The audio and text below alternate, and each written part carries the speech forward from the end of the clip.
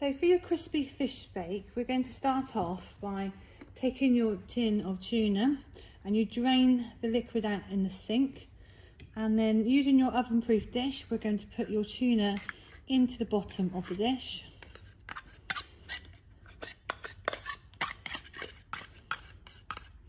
And using your fork, you're just going to break it down a little bit and spread it out across the tin.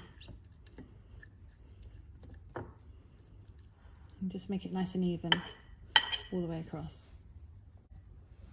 Now you can choose what vegetables you would like to put in your fish bake. I'm going to use carrots and peas in mine, but you can choose peppers or onions, it's really up to you.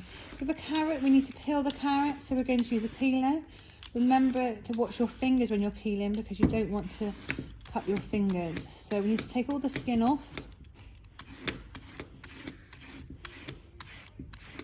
Peel your carrot all the way around, and then using your hand as a bridge hold, you're going to cut the top and the bottom off, and you're going to cut it into small pieces, just small little cubes. So again, using a claw grip now, cut down into chunky battens, and then you're able to go back over. Cut your carrots into small pieces, and then you're able to add them to your fish bake and spread them around. And I'm also going to add some peas, and just make sure you've got an even balance between your peas, your tuna and whichever vegetables you like to include.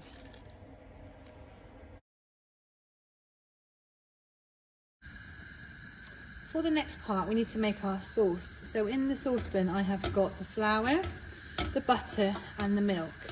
Now we are making what's called an all-in-one sauce, so all the sauce ingredients go in at the same time.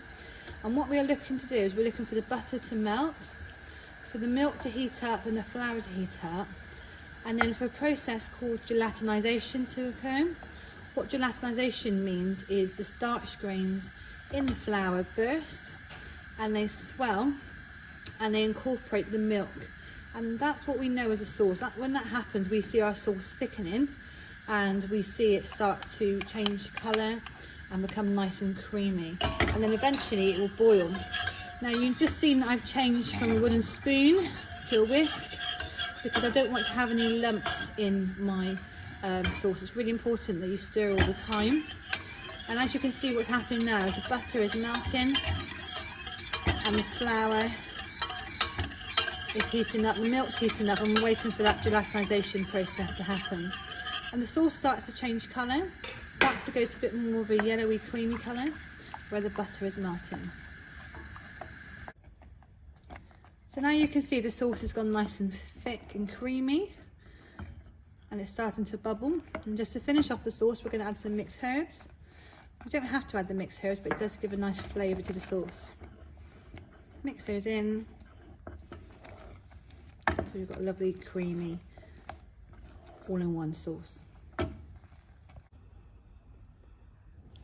So we're now going to pour the sauce over the fish and the vegetables, and we're looking to create a middle layer for our fish bake.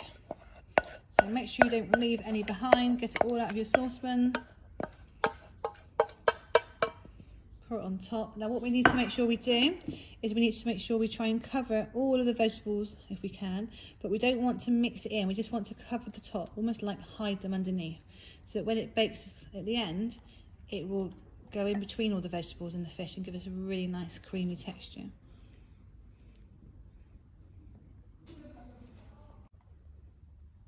Now for the top layer, we have three elements. We have the cheese, the breadcrumbs and the crisp. So we're going to start off by grating our cheese in a food processor. You can use a grater if you want to. The cheese goes into the top part, then we're going to use the plunger. You must never put your hands in directly, but you must use the plunger. You push it on.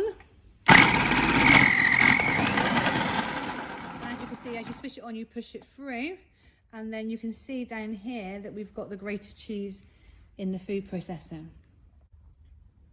For the breadcrumbs, we need to divide our bread up into smaller pieces. And then we click the food processor on, make sure we hear that click. and then we're going to switch it on, and the blade is going to spin around and cut the bread into small pieces.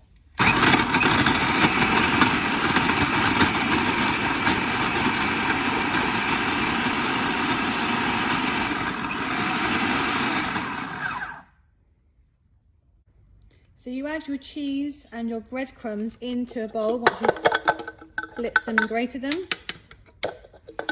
And then you take your packet of crisp, and it's important that you open the top of the bag, you hold the top, and then you launch the crisp. And you can use whichever crisp you might like, but a proper crisp is better than something like a Quavers or Dorito. But any flavour is up to you.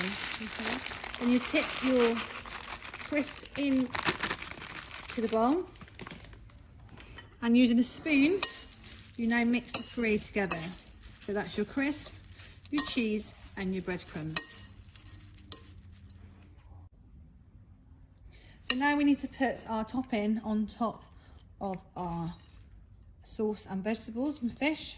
So using a spoon you can sprinkle this over, and you want to get a nice covering, but you want to try and make it as equal as you can.